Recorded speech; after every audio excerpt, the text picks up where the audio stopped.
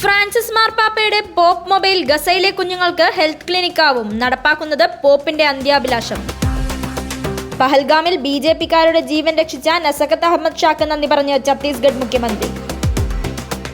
ജാതി സെൻസസിലെ പ്രശ്നങ്ങൾ ഉയർത്തിക്കാട്ടി വിദഗ്ധർ ശേഖരിക്കുന്ന വിവരങ്ങൾ പൊതുജനങ്ങൾക്ക് മുന്നിൽ പ്രസിദ്ധീകരിക്കാൻ കഴിയില്ല. ഇടുക്കിയിൽ ഇന്ന് നടക്കുന്ന വേടന്റെ റാപ്പ് ഷോയിൽ കനത്ത സുരക്ഷ. പ്രവേശനം പരമാവധി 8000 പേർക്ക് മാത്രം.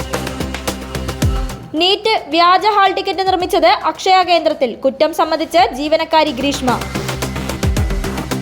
മീനച്ചിലാറ്റിൽ ഒഴുക്കിൽപ്പെട്ട രണ്ടാമത്തെ വിദ്യാർത്ഥിയുടെ മൃതദേഹവും കണ്ടെത്തി. ഇസ്ലാമിക ദൈവശാസ്ത്രം പ്രോത്സാഹിപ്പിക്കുന്നുവെന്നാരോപിച്ച് ഗാന്ധിനഗർ IIT-യിൽ ഹിന്ദുത്വ പ്രതിഷേധം.